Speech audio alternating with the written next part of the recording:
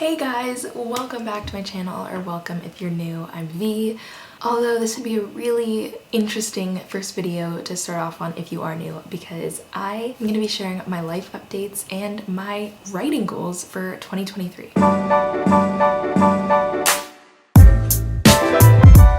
Also, I'm so sorry about the lighting. I'm trying to get it to work, but it's so finicky, so please bear with me. But I missed you guys so much. I've had a busy past few days, and that is why I'm not super active and I haven't been able to, interact with you guys in the comments or like anything really for the past few days. I've been so busy. And I guess we'll just start with the elephant in the room, which is my room, aka not the room that you guys are used to seeing me film from, and that is because I have changed my program and changed my university and moved out of the house. So basically, if you guys were here from the beginning or have watched my first few videos, you'll know that I was in nursing and I was at a university where I was commuting from home, which is why I filmed from home. And while that was a good experience, honestly, nothing negative to say about it really. I really felt in my heart that the program that I am now in is really the one that I want to do the most. It's one that I'm more passionate about, and you only live once, So while this is a huge decision and a huge pivot, it's one that I put a lot of thought into, and I realized I want to go with the decision I wouldn't regret at the end of the day. And I think you regret more things that you don't do rather than things you do. So I'm going to make the change and I'm already so excited. And I am now pursuing a special honors bachelor's of art in creative writing at Guelph University. It's so exciting. Oh my goodness. The good thing about transferring from my previous program is that I got a lot of transfer credits. So I've technically already done 2 years of the program credit wise, and it's a 4-year program. So that's fantastic.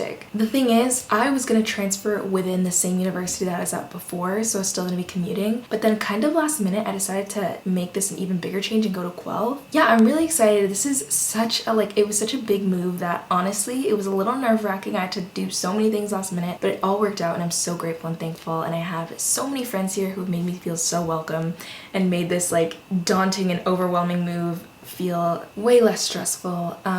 It's Thursday as I'm doing this, so I've had 4 days of classes and I am loving it. It's a big thing. So the first day I was so anxious because it's a whole new campus. I haven't been on a campus literally for classes ever, I guess, because my university was started during COVID, so it's been online, the one I was at previously. And while I visited this university, I've never actually gone in taking classes or gone into a lecture hall or a classroom. So your girl was nervous. I was so nervous. I was like, oh my god, this is so overwhelming. But now I feel like I'm slowly getting the hang of it, and I'm so excited with everything that I'm learning so far. So basically, since this transfer was so last minute, all of the creative writing and English core classes that I need to complete this degree were full. And unfortunately, they can't do anything to waiver that. I was talking to an academic advisor. So those classes I'll be taking next semester, and I'm so excited for those classes. You don't even know, I'm so excited. But for now, I'm just taking other electives that fulfill my degree. So I'm taking an English native literature course, which is really, really exciting. I actually really love what we're learning. And then I have an art history course and a gender and modernism course and a management elective. So they're very random classes just for this semester because I'm just taking other things that were not full and could fulfill my degree. But I can't wait to actually take the classes that I'm really, really excited and interested to take. So yeah, that's so exciting, and obviously I'm going to fill you guys in as much as possible. So let me know what you guys want to know about this change, this degree. If you guys have any questions at all, let me know. Another kind of exciting news is I filmed my entire move-in process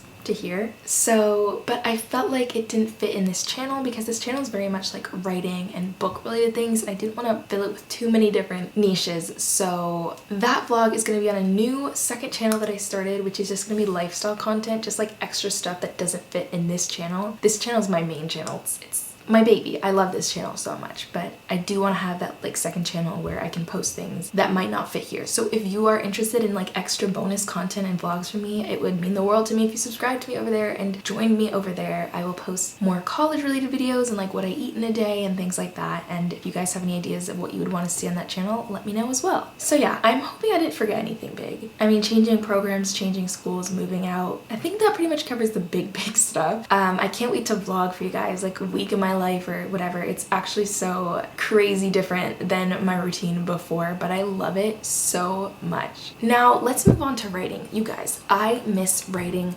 so much. If you've been keeping up with my vlogs, you would know that the last thing I did with my current work in progress Project Soulmates was handed off to beta readers. So I gave them till the end of January. I already have one back because she did it in like 5 days or something like that, maybe less than that, and I was like, oh my gosh. And that was a critique partner because I did her work too, so we swapped. And her feedback, I already read it. It was so good. It was literally like, she wouldn't just give constructive criticism, she would give it and then offer a suggestion that like was like, it made me sit there going, oh my god, you are a genius. And so it just makes me so excited to get back into my story. But I do have to wait for my other beta readers feedbacks. I have a few beta readers, so people I'm not swapping with, and then one more critique partner that I'm swapping with.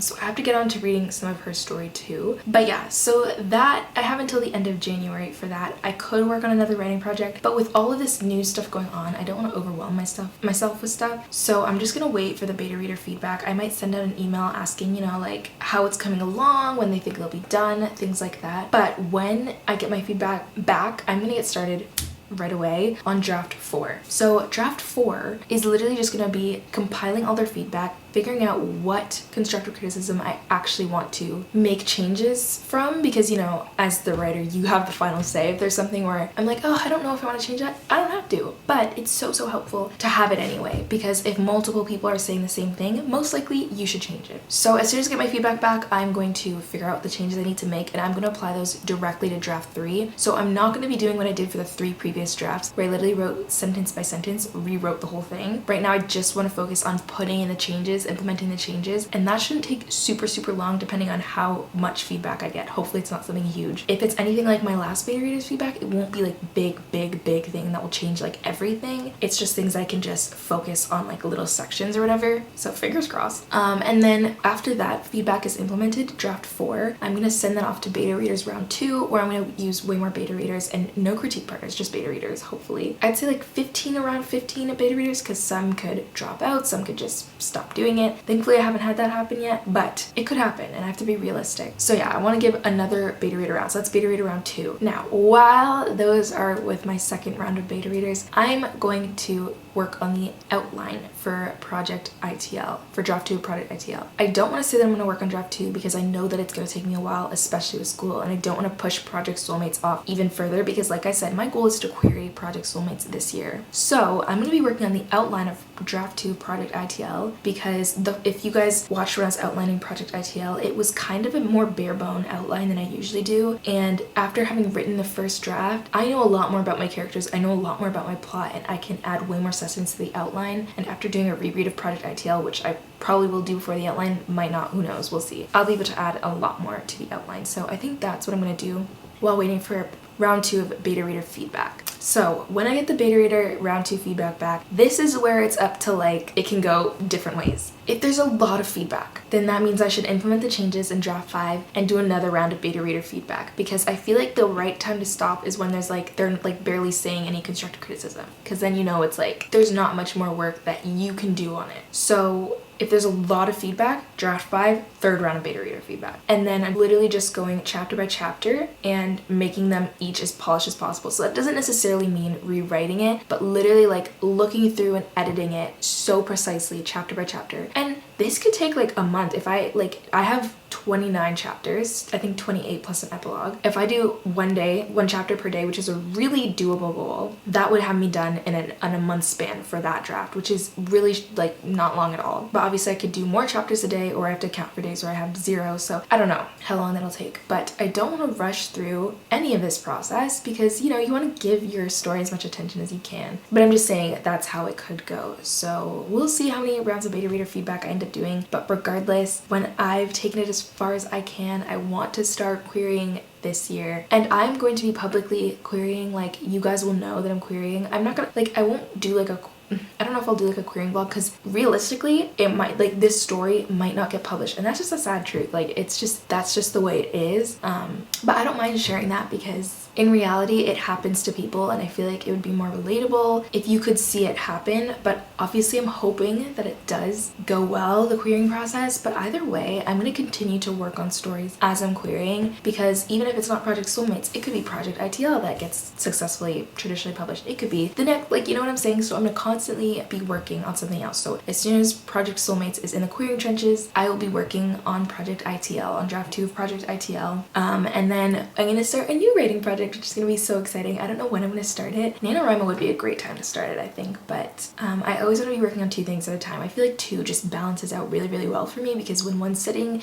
you can work on the other one and it's not like overwhelming with how many things you're working on. But obviously it depends on the person. Some people probably are working on like a lot of things at a time. Some people are probably only putting their eggs in one basket. They're only working on one thing. We all have different processes, but so far I like the idea of having 2 at a time, and I can't wait to just figure out what my next one is gonna be about. Oh my gosh, I'm so excited. I need to not think about this or else I'll get way too excited. But yeah, those are my writing plans for this year. If you know me, you know they're probably likely to change, but honestly, this plan seems pretty realistic to me time-wise and everything. So yeah, but you guys know I will be documenting the whole entire process with vlogs for you guys, so you will be in the loop. But yeah, I'm really excited for this year, you guys. I feel like I'm in like a whole new era of my life. I mean, this is like, everything is such like a big change for me, but I'm so excited for everything that it will bring. Oh my gosh, I'm feeling so grateful.